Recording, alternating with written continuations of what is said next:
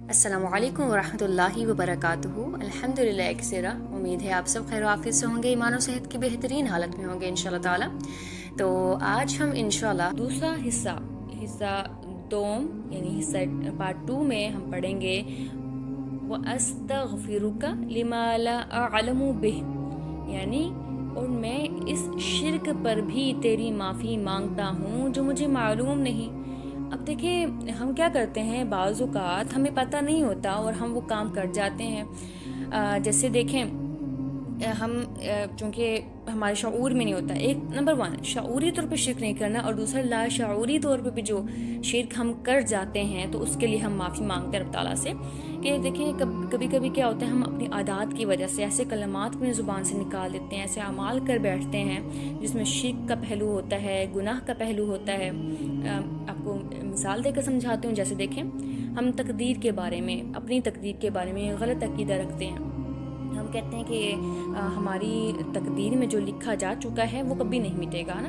ہم اس کے علاوہ پھر انسان جو ہے وہ پھر اسٹرگل بھی نہیں کرتا، کوشش نہیں کرتا۔ اب یہاں پہ تقدیر کے بارے میں بہت سے لوگ مطلب جو یہاں پہ ایک سوال آتا ہے نا کہ ایک انسان جو ہے وہ کافر ہے، عیسائی ہے، یا پھر اس کے علاوہ مختلف جیسے یہودی ہے اور مختلف، اب تو بہت زیادہ مذاہب ہیں، تو ان مذاہب کا کوئی ہے اسلام کے علاوہ، تو ان کا کیا قصور؟ یعنی اگر وہ یعنی بچے جو عیسائیت یعنی کرسچن ہو کر پیدا ہو رہے ہیں، کرسچن کمیونٹی میں پیدا ہو رہے ہیں، وہ بچے جو یہودی ہیں، تو ان کا کیا قصور ہے؟ یعنی یہ چیز آتی ہے نا دماغ میں، تو ان کا کیا قصور ہے؟ انہیں تو پتہ ہی نہیں ہے۔ تو ایک بات یاد رکھیے گا کہ اللہ تعالیٰ نے ہر انسان کو، ہر ذی روح کو مسلمان پیدا کیا ہے۔ ہر انسان کو، جو چھوٹا بچہ پیدا ہو رہا ہے وہ بھی جو ہے وہ مسلمان ہے۔ اب اس کے والدین اس کو آگے اس کی پرورش کرتے ہیں کہ وہ کس طرح سے اس کے بارے میں بتایا جاتا ہے۔ جیسے ہم اگر مسلمان ہیں تو یعنی بائی برتھ جو مسلمان ہے اس کو شروع دن سے سکھایا جاتا ہے، شروع دن سے بتایا جاتا ہے کہ اللہ ایک ہے، اسے بتایا جاتا ہے کہ اللہ تعالیٰ کہاں ہے، اور رسول اللہ صلی اللہ علیہ وسلم کے آخری نبی ہونے پر جو ہے وہ بات کی جاتی ہے اور انہیں شروع دن سے چیزیں سکھائی جاتی ہیں۔ اسی طرح سے مختلف مذاہب کے لوگ اپنے بچوں کو اسی طرح سے سکھاتے ہیں۔ اب یہاں پہ ایک سوال پیدا ہوتا ہے کہ ان کی تقدیر میں کیا لکھا جا چکا تھا کہ وہ عیسائی ہوں گے؟ کیا ان کی تقدیر میں یہ لکھا جا چکا ہے کہ وہ یہودی ہوں گے؟ تو اگر یہ چیز لکھی جا چکی ہے تو اس میں انسان کا تو کوئی قصور ہی نہیں ہے، یہ تو پہلے سے ہی طے تھا کہ ایسا ہی ہوگا۔ نہیں، تقدیر جو ہے وہ 2 طرح کی ہوتی ہے۔ ایک تقدیر جو ہے نا وہ ہوتی ہے یعنی جو پرماننٹ ہے، اس میں آپ کو صرف یہ پوائنٹ بتا دیتی ہوں، ویسے یہ جو ہے وہ وسیع ٹاپک ہے، آپ کو جسٹ ہنٹ دیتی ہوں کہ ایک تقدیر مطلق ہے، یعنی کہ وہ تقدیر جو بدل نہیں سکتی۔ یعنی کہ ہمارا ایک انسان، ایک بچہ جو پیدا ہوتا ہے، اس کی پیدائش کا دن، اس کے جو ہے وہ فوت ہونے کا دن، اور نمبر 3 اس کے جو ہے وہ نکاح کا دن، یہ 3 دن جو ہے وہ مقرر ہے نا تقدیر کے لحاظ سے، تو یہ بدلتے نہیں ہیں انسان کی لائف میں۔ یہ تقدیر مطلق ہے، جو ہماری قسمت کے فیصلے ہو چکے ہیں، ہمارا نام کیا رکھا جائے گا اور ایچ اینڈ ایوری تھنگ۔ اب آ جاتے ہیں ایک دوسرے ٹائپ کی جو تقدیر ہوتی ہے، اس میں کیا ہوتا ہے کہ وہ تقدیر بدلی جا سکتی ہے، دعاؤں سے تقدیر بدلی جا سکتی ہے۔ یہ ایک حدیث کا مفہوم ہے، تو دعاؤں سے تقدیر بدلی جا سکتی ہے۔ تو یہ جو کنسیپٹ ہے کہ ایک انسان جو ہے وہ اگر مختلف مذہب میں پیدا ہوا ہے تو اس میں اس کا کیا قصور ہے؟ دیکھیں اللہ نے انسان کو اشرف المخلوقات کہا ہی اس بیس پہ ہے کہ اس کے پاس عقل ہے۔ جب وہ بچہ، چلیں وہ چھوٹا بچہ ہے، اس کو جیسے ٹریٹ کیا گیا وہ ویسے ہی اس کی پرورش ہوئی، ویسے ہی وہ بڑا ہو گیا۔ اب جو جوان ہو گیا تو اب اس کا جو ہے نا وہ اپنی ہر چیز کا حساب اس نے خود دینا ہے نا، تو اب وہ بڑا ہو گیا، اس کے پاس عقل ہے، اللہ نے عقل دی ہے، وہ اپنی عقل لگائے، وہ پڑھے، وہ تمام مذاہب کی اسٹڈی کرے، سمجھے، اور اس طرح سے موسٹلی ماشاءاللہ بہت سے لوگ ایسے ہیں جو اسٹڈی کرتے ہیں اور وہ مسلمان ہو جاتے ہیں۔ کیوں؟ کیونکہ انسان اسٹڈی کرتا ہے اس چیز کو، اور یہ تمام چیزیں جو ہے وہ پھر یعنی لکھی ہوئی ہیں، یعنی وہ پڑھتا ہے، سمجھتا ہے، تو یہ پڑھنے اور سمجھنے کا جو یعنی جو فہم ہے نا رب تعالیٰ نے ہر انسان کو دیا، وہ کوشش کرے۔ انسان کے حصے میں بھی تو ایک پوائنٹ ہے نا کہ وہ کوشش کرے، وہ کوشش کرتا ہے، رب تعالیٰ جو ہے اس کو کامیاب کر دیتے ہیں۔ تو بہت سے لوگ ایسے ہیں جنہوں نے کوشش کی ہے، بلکہ یعنی اینٹی قرآن لکھنے کی بھی کوشش کی ہے۔ کیا ہوتا ہے جو بھی قرآن پاک کے خلاف جو ہے وہ کچھ بھی کرنے جاتا ہے اور ریسرچ ورک کرتا ہے، آپ نے دیکھا ہوگا کہ بہت سے لوگ مسلمان ہو جاتے ہیں۔ کیوں ہو جاتے ہیں؟ کیونکہ قرآن پاک ایک سچا کلام ہے، کیونکہ اسلام ایک سچا دین ہے، اور اس میں ایک ایسی تاثیر موجود ہے جہاں پہ ایک لاجیکلی جو ہے وہ بات کی جاتی ہے، لاجکس موجود ہیں، وہاں پہ سائنس بھی فیل ہو جاتی ہے۔ جب ہم قرآن پاک کو پڑھتے ہیں نا تو سائنس اس کے مقابلے میں کچھ بھی نہیں ہے۔ آج سائنس جو بھی ڈسکور کر رہی ہے وہ سب تمام باتیں جو ہیں نا وہ قرآن پاک میں پہلے سے موجود ہیں، بس ہم پڑھتے نہیں ہیں، ہم سمجھتے نہیں ہیں اس چیز کو۔ اس لیے تو غور و فکر کا کہا گیا ہے نا کہ قرآن پاک کو غور و فکر سے پڑھنا ہے۔ ہر ایک آیت کو اگر ہم پڑھیں تو ایک ایک آیت میں جو ہے وہ اتنا علم ہے، اتنا خزانہ ہے علم کا جو ہمیں سمجھ میں نہیں آتا۔ تو وہ یہی بات ہے کہ سمندر میں غوطہ لگائیں، اور غوطہ لگا کر آپ کو جتنی بھی سیپ کے موتی ملتے جائیں ان کو سمیٹتے جائیں، لیکن شرط ہے کہ غوطہ لگانا چاہیے، اور غوطہ لگانے کے لیے تیرنا بھی آنا چاہیے۔ تو تیرنا کیسے سیکھا ہم نے؟ وہی ہماری بیس ہے، ہم نے تیرنا سیکھنا ہے تاکہ ہم وہ جو خوبصورت سیپ کے موتی ہیں ان کو اکٹھا کر سکیں۔ تو تقدیر کے بارے میں غلط عقیدہ نہیں رکھنا۔ تقدیر دو طرح کی ہے، ایک تقدیر جو لکھی جا چکی ہے، یعنی کہ انسان کا پیدا ہونے کا دن، مرنے کا دن اور اس کے نکاح کا دن، اور اس کے علاوہ بھی اس کی مزید ڈیٹیل ہے، انشاءاللہ اس کو ہم کبھی نیکسٹ سیشن میں ڈسکس کریں گے۔ اور ایک تقدیر ہے جو ہم دعاؤں سے بدل سکتے ہیں۔ اور اسی طرح جیسے کسی بزرگ یا ولی کو جو ہے حاجت روا سمجھ لیں، کہیں پہ کسی دربار پہ جا کے سجدے کرنا شروع کر دیں اور دعائیں مانگیں کہ یعنی فلاں شخص مجھے یہ دے دے نا، کتنی غلط بات ہے، بہت غلط بات ہے۔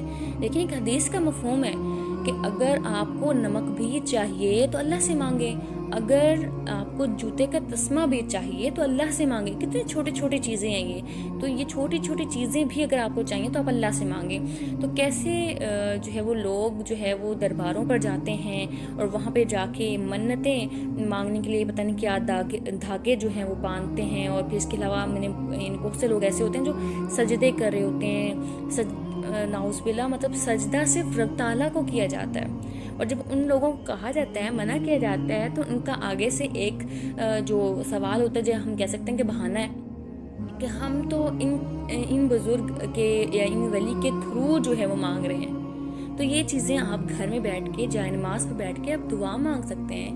وسیلہ انسان اپنے نیک اعمال کا بھی دے سکتا ہے نا، دیکھیں وسیلہ 3 چیزوں کا ہم دے سکتے ہیں، تو اس میں ایک نیک اعمال بھی ہے۔ تو ہم کہہ سکتے ہیں کہ رب تعالیٰ ہم نے جب کبھی، کیونکہ ہمیں نہیں پتا کہ ہم نیک اعمال جو کر رہے ہیں وہ بھی نیک اعمال ہیں بھی یا نہیں ہیں، تو خالص نیت سے ہیں یا نہیں ہیں، بس وسع تو نہیں آ گیا تھا، تو ہم کیا کر سکتے ہیں؟ ہم دعا کر سکتے ہیں کہ یار اب ہم نے اپنی زندگی میں جو نیک اعمال کیے ہیں اور وہ اعمال جو قبولیت کے درجے پر پہنچے ہیں، یا رب ذوالجلال ہمیں ان نیک اعمال کے وسیلے سے جو ہے وہ فلاں چیز جو ہے وہ عطا کر، یعنی جو چیز آپ کو چاہیے۔ تو آپ رب تعالیٰ سے ڈائریکٹ کیوں نہیں مانگ سکتے؟ آپ کو کیوں ضرورت ہے کسی ایک سورس کی کہ اس کے تھرو آپ نے پہنچنا ہے، اور وہ بھی ایسا سورس جو کہ ثابت ہی نہیں ہے کسی بھی، یعنی ایک ایسا ہے نا، دیکھیں آپ نیک لوگوں کا بھی جو ہے وسیلہ دے سکتے ہیں، لیکن اس کا مطلب یہ نہیں ہے کہ آپ ان کے سامنے جو ہے وہ سجدے کرنا شروع کر دیں، آپ ان کے یعنی قبروں پہ جو ہے وہ جا کے دعائیں مانگیں ان سے کہ آپ مجھے کچھ دے دیں۔ تو یہ چیزیں غلط ہیں۔ مانگنا ہے تو رب تعالیٰ سے مانگیں۔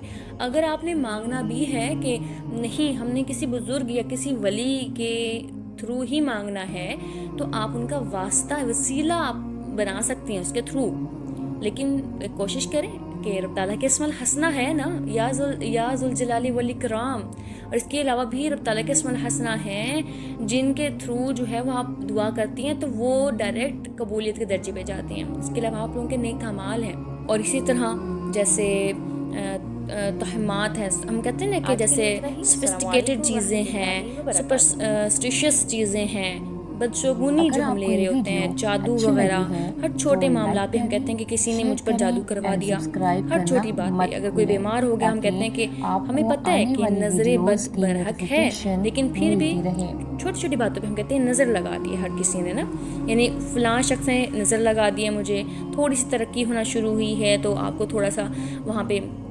یعنی یا نقصان ہوا ہے یا کچھ بھی، تو ہم ڈائریکٹ دوسروں پہ حملہ کرنے جا رہے ہوتے ہیں کہ فلاں نے مجھ پر جادو کیا ہے، فلاں نے مجھے نظر لگائی ہے.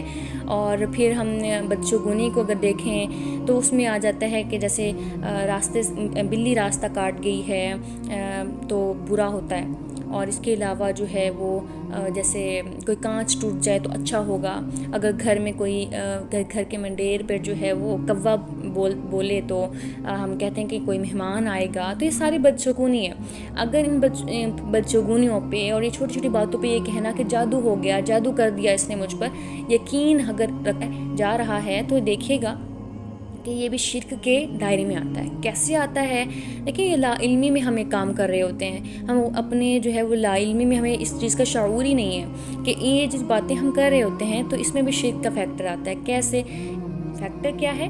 یہ کہ ہم جب کہتے ہیں نا کہ بلی نے راستہ کاٹ دیا اور تو سمجھیں کچھ غلط ہوگا، یہ جو ہم کام کرنے جا رہے تھے یہ اچھا نہیں ہوگا، تو آپ کو اللہ پہ یقین نہیں ہے، آپ کو اس بلی پر نعوذ باللہ یقین ہے کہ اس نے کر دیا تو بس راستہ کاٹ کیے تو ہمارا کام خراب ہو جائے گا.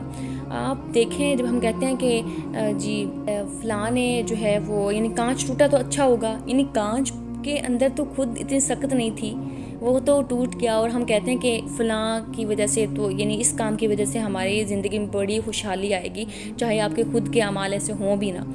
تو ان چیزوں پر یقین رکھنا، اور یہ جو فیکٹر ہے نا جادو والا کہ ہر چھوٹے آپ کوئی بھی کام کریں، آپ کو کچھ بھی ہو گیا تو آپ ڈائریکٹ دوسروں پہ تہمت لگا رہے ہوتے ہیں، بہتان لگا رہے ہوتے ہیں کہ فلاں نے مجھ پہ جو ہے وہ جادو کر دیا. آپ بہت بڑی غلطی کر رہے ہوتے ہیں. بہتان لگانا بہت بڑا گناہ ہے، بہتان لگانا بہت بڑا گناہ ہے، اس بات کو یاد رکھیے گا.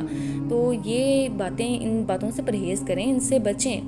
اللہ تعالیٰ نے اپنا کلام دیا ہے قرآن مجید، اس کے علاوہ ہمیں جو ہے وہ یعنی دوسرے طریقے بتا دیے ہیں. رسول اللہ صلی اللہ علیہ وآلہ وسلم نے کوئی بھی مشکل آئے تو نماز پڑھے نا. جب رسول اللہ صلی اللہ علیہ وسلم کو محسوس ہوتا تھا کہ کوئی بھی مشکلات آتی تھی تو رسول اللہ نماز کی طرف لپکتے تھے، نماز پڑھا کرتے تھے.